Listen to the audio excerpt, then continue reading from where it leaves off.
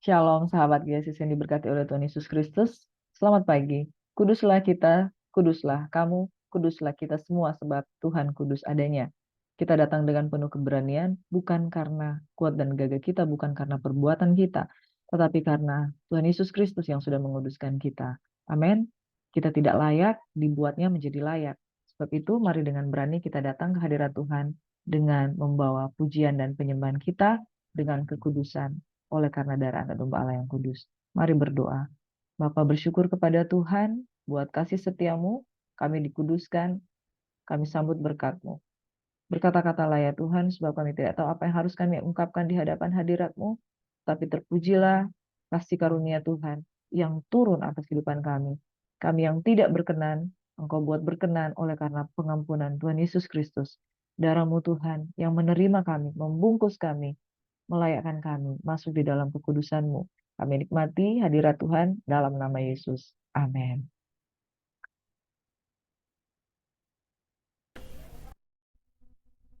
Di dalam kekudusan, mari kita sambut berkat Tuhan. Mari kita menyembah Dia. Layaklah Engkau Tuhan, dipuji dan disembah.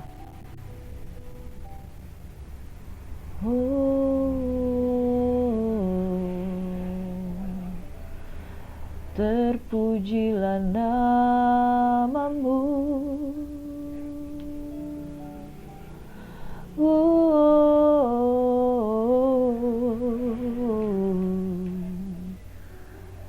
Terpujilah Tuhan. Ku datang Tuhan dalam hadirat-Mu, berhiaskan kekudusan. Seluruh surga sujud menyembah-Mu. Ku tersungkur dan berseru, ku datang Tuhan dalam hadirat-Mu, berhiaskan kekudusan. Seluruh surga sujud menyembah-Mu. Ku tersungkur dan berseru, kudus, kuduslah, kuduslah Tuhan, Allah semesta alam. Kudus, kuduslah, kuduslah Tuhan, surga bumi menyembah-Mu.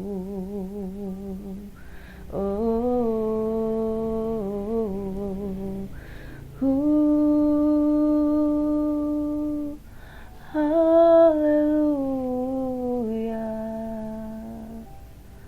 Kudus, kuduslah, kuduslah Tuhan, surga bumi menyembah-Mu Tuhan.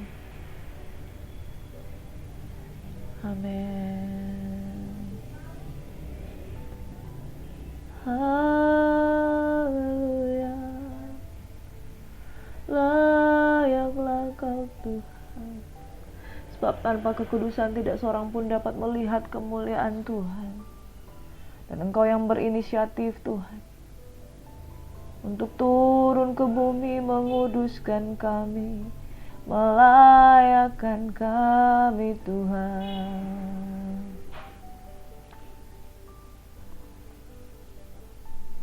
Terima kasih Tuhan. We just wanna thank You Lord for Your mercy and grace. You sanctify us Lord. Kau yang menguduskan, Kau yang melayakkan Tuhan. Kudus, kuduslah,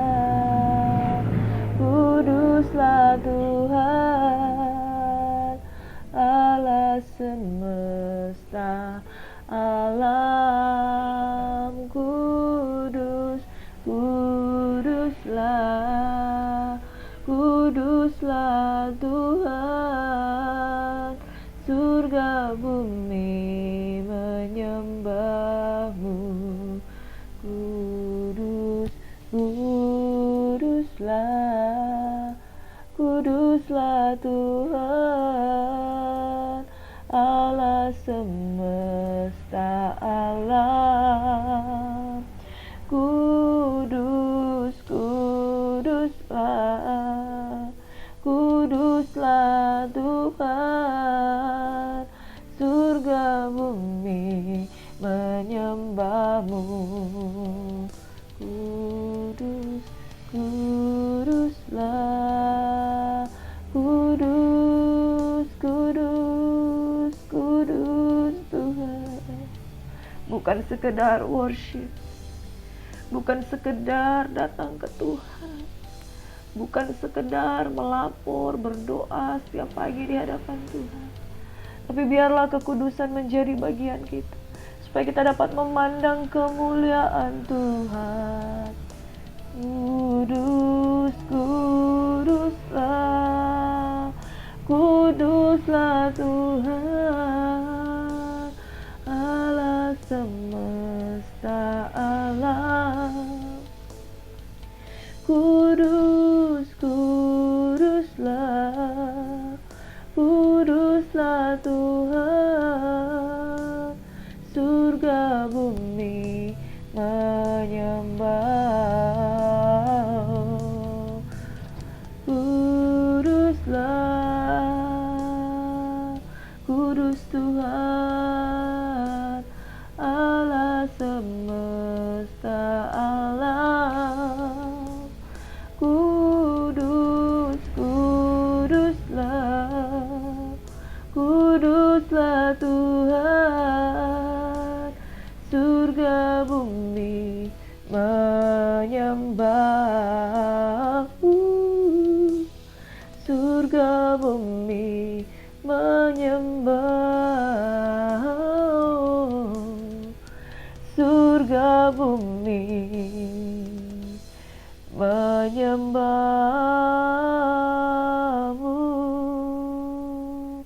Sebab surga bumi menyembahmu, layaklah kau Tuhan dipuji.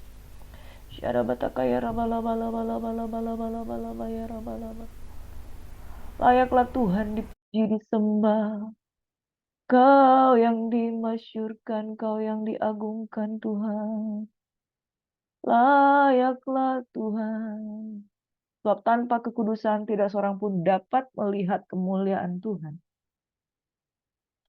Tidak sekedar memuji, tidak sekedar menyembah, tidak sekedar datang duduk diam di kaki Tuhan, tetapi sampai kita mengalami yang namanya kekudusan daripada Tuhan. Kekudusan itu adalah bukti bahwa Tuhan berkenan. Kekudusan itu adalah bukti di mana persembahan kita naik di hadapan Tuhan dan Tuhan berkenan untuk bertemu muka ke muka dengan umat manusia yang dikasihi. Dalam nama Yesus, kuduslah kami Tuhan, sebab Engkau kudus adanya. Dari manakah datangnya pertolongan? Pertolongan datangnya dari Tuhan semesta alam yang dapat menguduskan kami. Usaha manusia sia-sia, upaya manusia sia-sia untuk menemukan Tuhan. Tetapi Tuhan sendiri yang menemukan kami. Sebab tabir bait suci telah terbelah dua. Oleh karena Engkau telah memberi dirimu diketemukan oleh Tuhan. Dan berbahagialah setiap orang yang mengalami kekudusan. Oleh karena perkenanan Tuhan tersedia bagi semua orang yang datang dan lapar dan haus akan Tuhan. Kuduslah kami Tuhan, sebab Engkau kudus adanya. Itu perintah-Mu. Kok tidak ada seorang pun yang dapat datang kepada Tuhan kalau dia tidak kudus. Tidak ada seorang pun yang dapat melihat kemuliaan Tuhan tanpa kekudusan. Jangankan masuk, melihat saja kita tidak berkenan di hadapan Tuhan. Sebab itu Bapa di surga, kami adalah makhluk-makhluk ciptaan Tuhan yang memperoleh privilege untuk datang kepada Tuhan oleh karena darah anak domba Allah yang kudus. Terpujilah darah Yesus, terpujilah nama Tuhan, terpujilah Allah Roh Kudus dalam nama Tuhan Yesus Kristus. Haleluya, haleluya. Amin. The holiness, the holy of holies, itu adalah ruang maha kudus. Ruang maha kudus yang tertutup, yang terselubung, yang tidak diterima siapapun yang mau masuk ke dalamnya kalau tidak ada korban, itu Bahkan menyembah pun tidak bisa. Hanya imam besar yang bisa berdiri di hadapan the Holy of Holies. Nah, saudara yang diberkati. Tetapi the Holy of Holies itu, Tuhan katakan, tabir bait suci Allah telah terbelah dua. Dan barang siapa datang dalam nama Yesus, you are welcome in this place. Dan ada tertulis, kuduslah kamu sebab aku kudus. Dan saudaraku yang diberkati oleh Tuhan Yesus Kristus, tidak sekedar beragama, tidak sekedar bermain-main kekristenan, tetapi hidup di dalam kekudusan itu adalah yang menjadi perintah Tuhan. Sebab tanpa kekudusan tidak mungkin ada pertemuan dengan Tuhan. Saudaraku yang diberkati oleh Tuhan Yesus Kristus, di firman Tuhan pada pagi hari ini kita akan belajar tanpa kekudusan seorang tidak berkenan di hadapan Tuhan. Haleluya, Bapa urapi setiap kami supaya kami mengalami kekudusan. Dan akibat dari keselamatan di dalam Yesus Kristus adalah kami dikuduskan. Terlalu besar kemurahan Tuhan. Sayang sekali kalau kami tidak menerimanya. Kami terima dengan ucapan syukur keselamatan dari Tuhan. Yang percaya, katakan amin. The Holy of Holies. Mari kita jaga kekudusan. Ketidakkudusan adalah sebuah pelanggaran. Ketidakkudusan itu tidak berkenan di hadapan Tuhan. Lebih jauh lagi, saudara. Ketika kita belajar tentang kitab Yeskiel, Tuhan mencari orang-orang yang setia. Tuhan mencari orang-orang yang tidak berubah kesetiaannya kepada Tuhan. Namun lebih dari sekedar tidak berubah kesetiaannya, Tuhan mencari orang-orang yang tidak menyembah berhala. Tuhan mencari orang-orang yang sungguh mempersembahkan hidupnya. Dan Tuhan mencari lebih deep daripada itu, orang-orang yang kudus di hadapan Tuhan. Ketidakkudusan itu sama dengan pelanggaran besar di hadapan Tuhan. Saudara, pertanyaannya, mampukah kita hidup kudus? Bangsa Israel gagal untuk hidup kudus.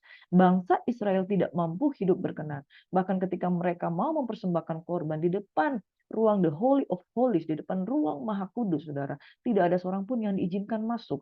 Hanya imam besar yang bisa berkenan. Tetapi itu pun dia akan mati kalau dengan pelanggarannya dia berdiri di hadapan the Holy of Holies. Namun saudaraku, Tuhan Yesus sudah menyelesaikan semuanya bagi kita. Namun mari kita perlu belajar apa yang membuat Tuhan sangat marah kepada bangsa Israel. Ternyata mereka tidak menjaga kekudusan. Saudaraku, mereka sedikit membawa persembahan kepada Tuhan, sedikit mereka membawa persembahan kepada berhala. Dan Tuhan katakan dengan tegas, di hadapan manusia engkau dapat bersandiwara, tetapi di hadapan Tuhan tidak ada satu orang pun dapat bersandiwara. Ketika engkau membawa persembahanmu di hadapan Tuhan, bagi kita orang percaya sekarang kita berdiri di hadapan Tuhan, di gereja Tuhan, tapi hati kita tidak kudus, tidak berkenan di hadapan Tuhan, Tuhan tahu. Karena di alam roh, segala sesuatu termanifestasikan dengan benar. Ingat beberapa hari lalu kita telah melihat bagaimana Tuhan mengatakan kepada Yeskiel, sebuah penglihatan ketika dia ada di depan para tua-tua Yahudi, mereka tidak melihat apa yang terjadi, tapi Tuhan menunjukkan secara alam roh mereka telah sangat menista, menajiskan kekudusan. Dan inilah yang firman Tuhan katakan di dalam Yeskiel pasal 19 hingga 23, kita akan melihat betapa Tuhan murka kepada bangsa Israel ternyata karena mereka tidak menjaga kekudusan. Saudara, kekudusan merupakan hal yang disepelekan. Hari Sabat disepelekan. Hari ini, saudara, firman Tuhan di kitab Perjanjian Lama menjadi pelajaran bagi kita. Yang sudah menerima anugerah di dalam Kristus Yesus, kita perlu belajar bahwa ketidakkudusan itu sama dengan sebuah pelanggaran yang besar. Garis bawahi, kekudusan kita tidak mampu untuk sampai ke sana. The 100%, the perfection, kita tidak mampu ke sana. Tetapi yang membuat kita perfection di dalam the sanctification oleh Tuhan Yesus Kristus yang mampu mengadakan bagi kita. Itu sebabnya saudara, kalau engkau sudah dikuduskan di dalam Yesus, hormati. Dan kekudusan itu harus kita aplikasikan dalam kehidupan kita sehari-hari. Terima hadirat Tuhan yang menguduskan. Jangan berjalan di dalam ketidakkudusan. Karena ketidakkudusan itu sama dengan pelanggaran. Di hadapan Tuhan itu tidak berkenan. Di Perjanjian Lama, betapa dahsyatnya Tuhan murka kepada bangsa Israel yang tidak menjaga kekudusannya. Di dalam Yeskiel 19, berkata-kata tentang ratapan tentang Raja Israel. Saudara, semata-mata ini poin penting yang harus kita lihat, bahwa tanpa kekudusan itu tidak ada perkenanan. Raja Israel dimurkai oleh Tuhan. Kenapa? Karena tidak kudus, tidak layak di hadapan Tuhan. Kasih dan hukuman Allah dalam sejarah Israel diungkapkan di dalam pasal 20 ayat 1 hingga 44. Api dari tanah selatan di pasal 20 ayat 45 hingga 49. Dan tanda-tanda kejatuhan Yerusalem Israel. Pedang Tuhan, bagaimana pedang Tuhan melawan Yerusalem sendiri. Saudara, kalau tidak karena ketidakkudusan, Tuhan tidak akan melawan Yerusalem. Tapi Tuhan sedang mengajarkan Yerusalem dan seluruh bangsa-bangsa akan melihat tanpa kekudusan, orang pun tidak berkenan di hadapan Tuhan. Ini the Holy of Holies, the God of every creature, the God of every creature, the King of Kings. Ya, tidak ada seorang pun yang dapat datang kepada Tuhan kalau tidak kudus. Pedang Tuhan melawan Yerusalem, pedang Tuhan melawan Bani Amun, dan dosa-dosa Yerusalem diibaratkan itu sudah merah seperti kain kirmisi, saudara.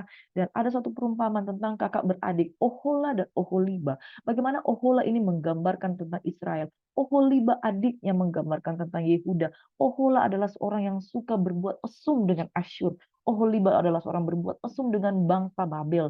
Nah, saudara, Tuhan tidak berkenan kepada ketidakkudusan. Hari ini menjadi sebuah catatan penting bagi kita yang sudah menerima keselamatan di dalam Kristus Yesus, yang sudah menerima pengudusan di dalam darahnya yang kudus. Jangan main-main, sebab jikalau Tuhan tidak segan dengan Israel, Tuhan tidak segan dengan Yerusalem, Tuhan juga tidak akan segan dengan umat ciptaannya di perjanjian baru. Itu sebabnya Tuhan katakan, aku akan memisahkan engkau dari kambing dan domba. Tuhan akan memisahkan mana orang-orang yang berkenan di hadapan Tuhan. Orang-orang yang berkenan di hadapan Tuhan tidak sekedar datang beribadah. Orang-orang yang berkenan kepada Tuhan tidak sekedar memberikan persembahan, menolong orang lain.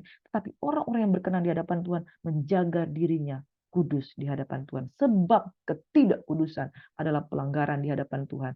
Saudara yang diberkati oleh Tuhan Yesus Kristus, jangan lupa, kitab suci mengatakan, kuduslah kamu sebab engkau kudus. Saudaraku, kalau saya baca pasal 19 hingga 23, itu kemarahan Tuhan yang luar biasa. Tapi saudara, kekudusan itu tidak dapat dinajiskan. Itu sebabnya kemarahan Tuhan. Engkau tidak bisa mendekati aku, engkau tidak bisa melihat aku. Tapi aku memperkenankan diri untuk menghampiri engkau dan engkau tidak menghargai kekudusanku. Mereka tidak punya mata rohani untuk melihat kekudusan Tuhan.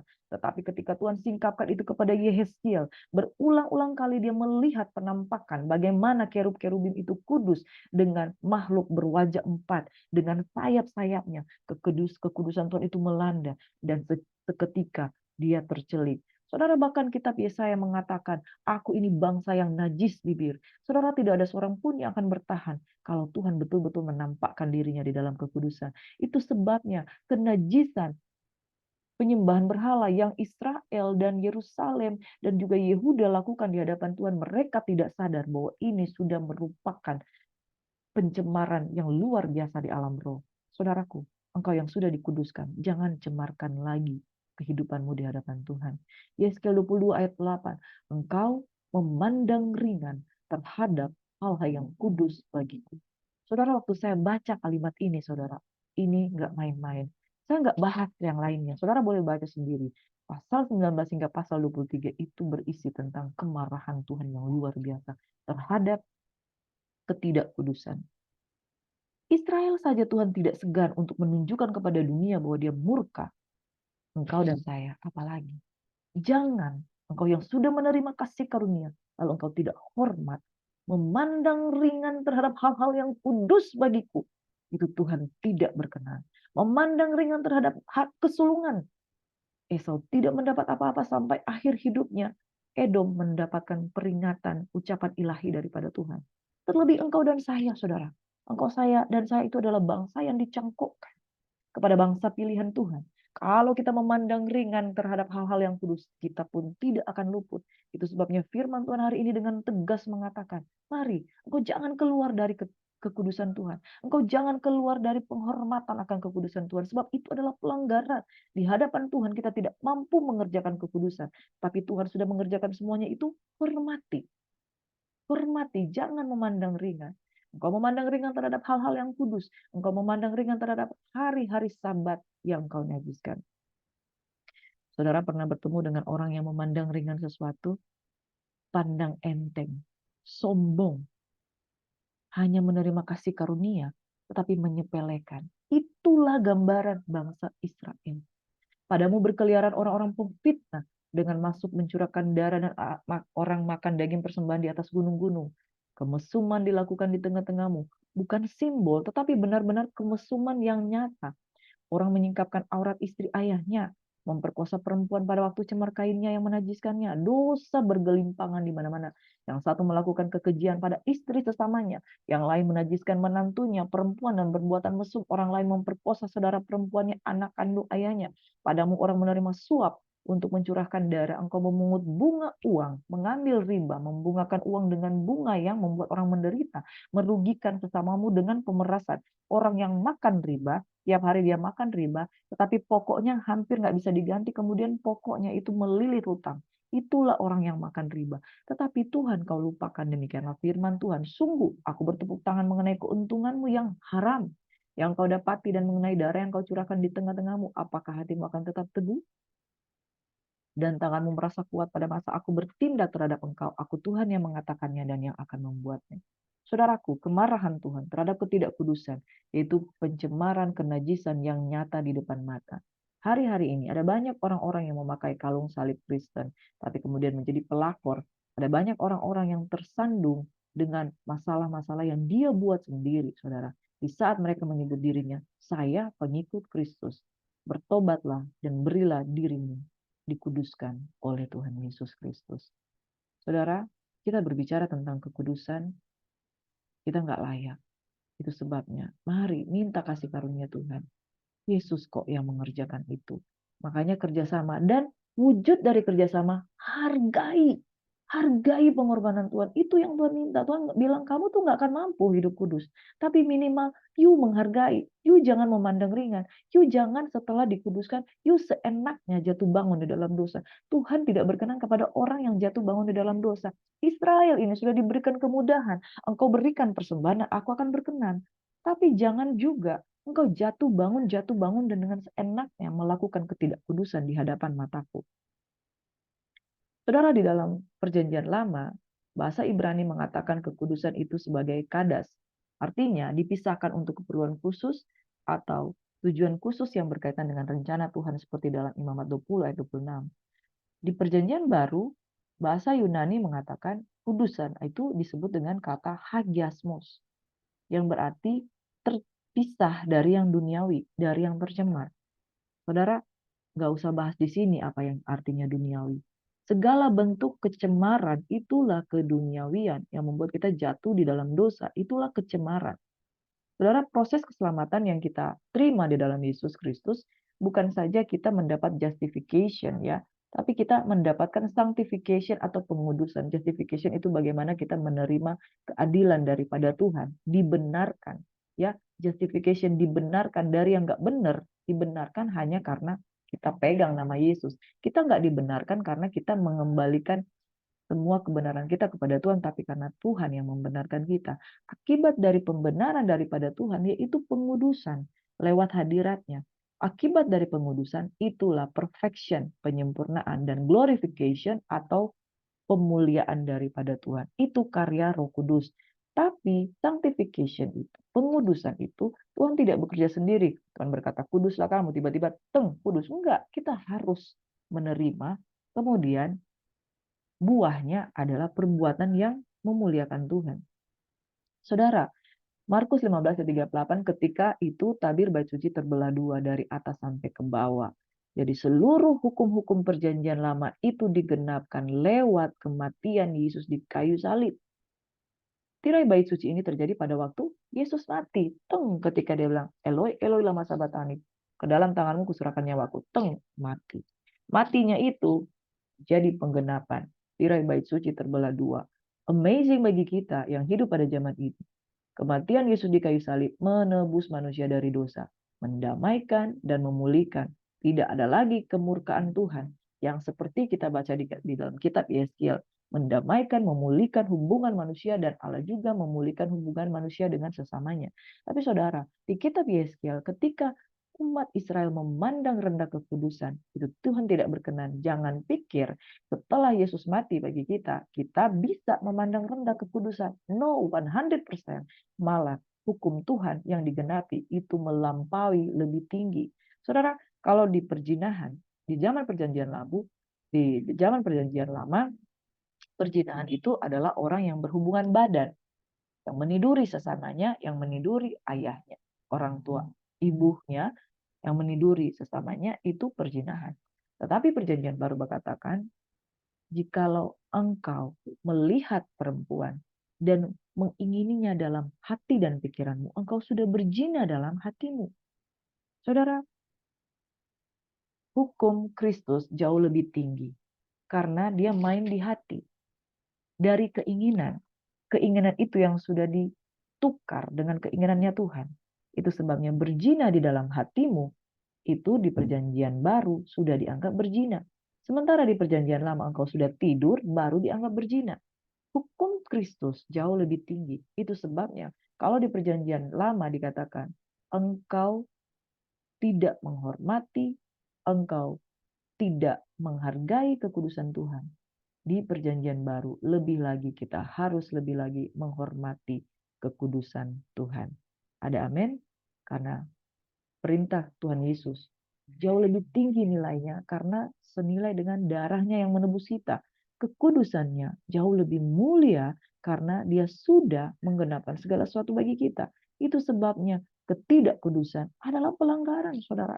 Kalau kita menghadap Tuhan dengan ketidakkudusan, bahkan saudara, kalau di zaman perjanjian lama, kalau engkau mempersembahkan korban dalam keadaan berdosa, korban itu yang dibawa oleh imam, yang diterima di depan kemah suci. Saudara, tapi kalau firman Tuhan katakan di Matius 5, jikalau engkau mempersembahkan persembahan, ya engkau teringat dalam hati, ada orang yang membenci engkau, letakkan persembahanmu, kembalilah berdamai dengan dia. Jadi kekudusan itu merupakan mutlak dan harus di hadapan Tuhan. Itu sebabnya jangan meremehkan kekudusan Tuhan. Hari ini ketika kita datang menghadap Tuhan dengan pujian penyembahan, kuduslah engkau sebab Tuhan kudus adanya. Firman Tuhan berkata di dalam Keluaran 20 ayat 1 hingga ayat 17, 10 hukum Tuhan. Pertama, jangan menduakan Tuhan, jangan ada padamu Allah lain. Yang kedua, jangan membuat bagimu patung penyembahan berhala dan sujud menyembah kepadanya, karena Tuhan Allah yang cemburu. Yang ketiga, jangan menyebut nama Tuhan dengan sembarangan. Makanya Yehova itu Yahweh itu tidak bisa disebutkan karena mereka tidak bisa menyebut dengan sembarangan sebab dia kudus. Apa kudusnya Tuhan ini? Ingat dan kuduskan hari Sabat. Mereka harus pelihara, harus meninggalkan segala kesibukan. Di hari ketujuh mereka harus menyembah Tuhan dan memprioritaskan waktu untuk Tuhan. Yang kelima, hormati ayah dan ibumu supaya panjang umur di tanah yang diberikan Tuhan kepadamu. Yang keenam, jangan membunuh. Ketujuh, jangan berzina. Yang kedelapan, jangan mencuri. Yang kesembilan, jangan mengucapkan saksi dusta terhadap sesamamu. Yang kesepuluh, jangan ingin akan milik sesamamu manusia. Saudara, hukum Tuhan diberikan di Gunung Sinai. Apa yang terjadi, saudara? Kesepuluh hukum ini merupakan implementasi dari hukum Taurat. Dan kesepuluh hukum ini dilanggar semuanya oleh bangsa Israel. Dan kesepuluh hukum ini, kita yang hidup sekarang, kita juga lakukan pelanggaran, saudara. Kita tidak akan selamat, saudara. Berbicara tentang kekudusan Tuhan. Berapa banyak orang yang berkata tentang Tuhan, oh Tuhan, oh Tuhan, oh my God. Bahkan ketika mereka sedang berbuat, mereka katakan, oh my God. Saudara yang diberkati, hukum Tuhan ini sudah kita langgar semuanya. Mustahil bagi kita untuk mengerjakan kekudusan di hadapan Tuhan. Dan firman Tuhan katakan di dalam kitab Yeskiel, semua sudah engkau lakukan di hadapan mata manusia. Mungkin engkau melakukan, sudah selesai. Dosa sudah selesai. Tapi di alam roh, semuanya itu terjadi, termaterai. Dan itu menjijikan di hadapan Tuhan. Tuhan gak bisa menerima itu. Kekudusan Tuhan berlawanan dengan dosa. Saudara, jalan keluar dari semuanya ini bagi bangsa Israel itu penghukuman. Penghukuman, saudara. Dan penghukuman itu selesai pada waktu Tuhan menggenapkan. Aku mengutus hambaku, anakku yang kukasihi. Dia menyelesaikan segala sesuatu yang kamu gak bisa lakukan. Ganti hati. Ganti hati nurani. Tuhan berikan rohnya dalam hidup kita. Itu sebabnya nilai perintah Tuhan, ketetapan Tuhan jauh lebih tinggi di zaman perjanjian baru. Dari hati kita udah ditegur oleh Tuhan, diingatkan oleh Roh Kudus. Itu sebabnya, saudara, kekudusan harus menjadi gaya hidup orang percaya. Kekudusan itu harus terjadi. Kekudusan itu tidak mustahil bagi orang percaya. Kekudusan adalah perintah Tuhan. Karena dia adalah kudus. Tanpa respon manusia, kekudusan itu tidak akan terwujud dan termanifestasikan. Tuhan sudah menguduskan, tabir bait suci sudah terbelah dua. Tapi kalau kita nggak berespon, nggak akan jadi, saudara. Di dalam Yeskiel 20 ayat 37 hingga 39 berkata begini. Aku akan membiarkan kamu lewat dari bawah tongkat gembalaku dengan memasukkan kamu ke kandang dengan menghitung kamu. Aku akan memisahkan dari tengah-tengahmu orang yang memberontak dan mendurhaka terhadap aku. Kiri. Aku akan membawa mereka keluar dari negeri tempat mereka tinggal sebagai orang asing, tetapi di tanah Israel mereka tidak akan masuk, dan kamu akan mengetahui bahwa akulah Tuhan. Hai kamu kaum Israel, beginilah firman Tuhan Allah. Biarlah kamu masing-masing pergi beribadah dengan berhalanya, tapi kemudian kamu akan mendengarkan aku dan tidak lagi melanggar kekudusan namaku yang kudus dengan persembahan-persembahanmu dan berhala-berhalamu. Saudara, Tuhan akan memisahkan orang-orang yang lewat di bawah tongkat gembala dan masuk ke bawah kandang yang menghitung kamu, masuk sebagai domba-domba. Tuhan selalu berbicara tentang pemisahan. Ingat, apa arti kekudusan? Di dalam perjanjian lama dikatakan kekudusan itu adalah kadas, dipisahkan untuk keperluan khusus. Hagiasmos, terpisah, bahasa Yunani, terpisah dari duniawi yang tidak cemar. Satu ketika Tuhan memisahkan, ternyata kita termasuk dalam bilangan orang yang tidak kudus. Kita akan mendapatkan hukuman kekal. Saudara, saya mengingatkan firman Tuhan mengajar kita pada pagi hari ini. Jangan melanggar kekudusan Tuhan. Oke, kita tidak mampu hidup kudus, tapi Tuhan Yesus mengerjakan bagi kita. Amin. So, jangan give up. Jangan mengatakan aku nggak bisa. Kemudian jangan mengatakan Tuhan menyuruh sesuatu yang aku nggak bisa lakukan. No, saudara. Kita sudah diberikan Yesus Tuhan. Tabir bait suci telah terbelah dua. Kita bisa masuk di ruang the holy of holy, saudara. Karena kita menikmati hubungan tanpa batas dengan Tuhan. Namun Tuhan bilang, jangan meremehkan. Jangan melanggar kekudusan Tuhan. Jangan dengan sengaja engkau memandang ringan.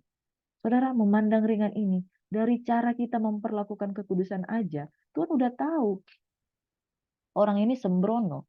Dia udah tahu kebenaran tapi dia bikin. Itu memandang ringan.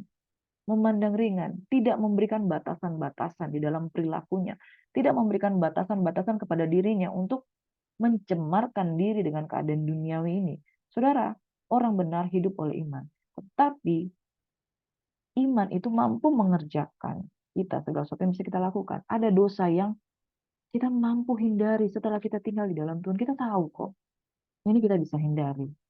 Saya mengingatkan saudara-saudara yang masih hidup cemar dengan gaya hidup LGBT. Saudara tahu itu dosa. Saudara tahu saudara diciptakan sebagai laki-laki. Saudara tahu diciptakan sebagai perempuan. Itu terlalu jelas untuk jangan saudara memandang ringan. Bagaimana engkau berkata, Tuhan tidak akan menghukum saya. Saudara jangan memandang ringan. Kalau engkau tahu itu di 10 hukum Tuhan, itu jelas. Jangan menyebut nama Tuhan dengan sembarangan. Jangan menduakan Tuhan. Jangan menyembah berhala. Jangan engkau tidak menguduskan hari Sabat, hari perhentian, di mana hari kita harus beribadah. Kau tidak datang kepada Tuhan. Hormati ayah dan ibumu. Itu hal-hal yang realita yang bisa kita lakukan di depan mata. Kalau kita sudah menerima Roh Kudus dan Tuhan dalam kehidupan kita, dan terus kita nggak mampu lagi, saudara, itu namanya kita memandang ringan kekudusan Tuhan. Memandang ringan bahwa Tuhan nggak mampu menguduskan kita, Tuhan nggak mampu mengerjakan buah-buah rohnya dalam hidup kita, itu memandang ringan.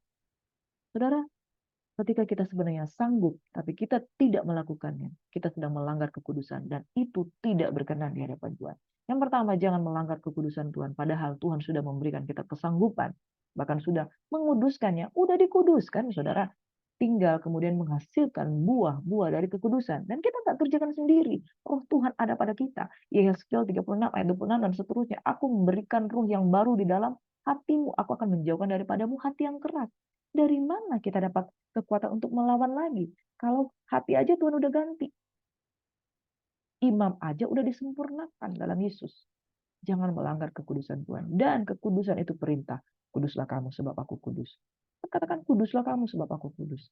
Saudara, sebagai ASN, kalau kita menerima aturan dari menteri, dari Perpres, peraturan presiden, diturunkan dengan peraturan menteri, diturunkan dengan peraturan pemerintah, diturunkan dengan peraturan bupati dan lain sebagainya, itu menjadi suatu perintah yang harus dilakukan. Lampu merah dilanggar, pelanggaran, saudara. begitu mudahnya aturan itu kita langgar. Tapi itu, padahal itu perintah. Kuduslah kamu sebab aku kudus. Dalam hal-hal yang sudah sangat jelas. Jangan membunuh, jangan mencuri, jangan berzina, jangan berdusta, jangan mengingini hak milik sesama manusia. Itu jelas, saudara. Kalau kita dengan sengaja melakukan pelanggaran, itu kita sengaja menempatkan diri dalam keadaan tidak kudus. Padahal roh Tuhan ada padaku, oleh sebab ia telah mengurapi aku untuk memberitahukan tahun rahmat Tuhan sudah datang. Dan tahun rahmat Tuhan sudah datang itu apa? Adalah membebaskan kita dari kutuk, belenggu, dan dosa. Kalau kita dengan sengaja melanggar, saudara, hari ini belas kasihan Tuhan tercurah atas kita. Sadarlah, kekudusan Tuhan diibaratkan juga sebagai hubungan Tuhan. Kekudusan hubungan dengan Tuhan ibarat hubungan suami istri yang harus dijaga dengan penuh kesetiaan. Kenapa ada Ohola dan Oholiba? Ohola diceritakan sebagai anak yang melanggar kekudusan dengan berzina dengan Asyur. Oholiba digambarkan sebagai anak yang melanggar kekudusan, berbuat mesum dengan Babel. Saudara, hubungan Tuhan adalah rahasia besar, yaitu hubungan. Sebab itu laki-laki akan meninggalkan ayahnya dan ibunya dan bersatu dengan istrinya sehingga keduanya menjadi satu daging. Rahasia ini besar, tapi aku maksudkan ialah hubungan Kristus dan jemaat. Perumpamaan tentang Kristus dan jemaat diimplementasikan dalam hubungan suami dan istri. Hubungan yang harus dijaga. Bagaimanapun juga kamu masing-masing berlaku, kasihilah istrimu seperti dirimu sendiri, dan istri hendaklah menghormati semua suaminya. Roh cemburuan yang ada pada Tuhan itu akan terjadi kepada jemaatnya. Sebagaimana laki-laki akan cemburu dengan istrinya, istri akan cemburu dengan suaminya kalau terjadi penyimpangan orang ketiga di dalamnya. Kekudusan itu diibaratkan hubungan kita dengan Tuhan, bahwa tidak ada pihak yang lain yang dapat mencemarkan tempat petiduran kita, kecuali suaminya sendiri, istrinya sendiri. Demikianlah betapa Tuhan murka dengan kenajisan, karena ketika dosa itu ada, ketika penyembahan berhala itu ada, artinya ada orang ketiga yang menajiskan hubungan. Hubungan suami istri sebagai wujud implementasi bagaimana kita menjaga. Itu kita jaga jangan suami kita cemburu, kita jaga suami kita jangan marah dengan kita. Kita juga harus jaga agar kita tunduk kepada suami juga harus mengasihi istri. Itu adalah hubungan-hubungan yang merupakan wujud hubungan kita dengan Tuhan. Gereja Tuhan, Sang Tuhan hari ini, jaga kekudusan. Jangan engkau berbuat najis dengan penyembahan-penyembahan berhala, okultisme, dan pribadi-pribadi yang lain. 1 Petrus 1 ayat 14-16 berkata, hiduplah sebagai anak-anak yang taat, jangan turuti hawa nafsu yang menguasai kamu waktu kebodohan. Waktu kebodohan adalah waktu sebelum mengenal Tuhan. Sesudah mengenal Tuhan itu waktu kepintaran. Jangan lagi tinggal di dalam hawa nafsu seperti waktu kamu belum bertobat. Tapi hendaklah kamu menjadi kudus dalam segala hidupmu, sama seperti Dia yang kudus yang telah memanggil kamu. Sebab ada tertulis, kuduslah kamu sebab aku kudus. Kekudusan adalah perintah. Ketika perintah itu dilanggar, maka kita tidak berkenan. Ketidakkudusan sama dengan pelanggaran, yang melakukannya harus bertobat. Izinkan Tuhan menguduskan kita. Titus 2 ayat 14. Dia yang telah menyerahkan dirinya bagi kita, supaya membebaskan kita dari segala kejahatan. Dan untuk menguduskan bagi dirinya suatu umat, kepunyaannya sendiri, yang rajin berbuat baik. Saudara, ada penebusan, ada yang ditebus. Dan siapa yang ditebus akan menghasilkan buah. Tuhan yang mengerjakan keselamatan dan kekudusan, bukan Priscilla sendiri. Itu sebabnya jangan memandang rendah kekudusan yang Tuhan sudah anugerahkan. Sebaliknya, kita dikumpul, dikuduskan, menjadi sebuah umat yang dipisahkan, miliknya yang akan dibanggakan, yang menghasilkan buah-buah perbuatan yang baik. Jadi perbuatan yang baik tidak menyelamatkan, tetapi akibat keselamatan kita bisa berbuat baik dan benar dan kudus. Ibrani 9 ayat 13-15. Sebab jika darah domba jantan dan darah lembu jantan dan percikan abu lembu muda menguduskan mereka yang najis, sehingga mereka disucikan secara lahiriah, betapa lebihnya darah Kristus yang oleh roh yang kekal telah mempersembahkan dirinya sendiri kepada Allah sebagai persembahan yang tak bercacat, akan menyucikan hati nurani kita dari perbuatan-perbuatan yang sia-sia, supaya kita dapat beribadah kepada Allah yang hidup. Karena itu ia adalah pengantara dari sebuah perjanjian yang baru, supaya mereka yang telah terpanggil dapat menerima bagian yang kekal yang dijanjikan. Sebab ia telah mati untuk menebus pelanggaran-pelanggaran yang telah dilakukan selama perjanjian yang pertama. Sudah selesai pekerjaan penebusan daripada Tuhan. Hanya jangan melanggar kekudusan, kuduslah kamu sebab Tuhan itu kudus. Yang berikutnya, ibarat hubungan suami dan istri, perlakukan Tuhan dengan cara yang penuh hormat dan takut akan Tuhan. Hormati Kristus, tunduklah kepada Dia, dan jangan ada orang ketiga di antara engkau dengan Kristus.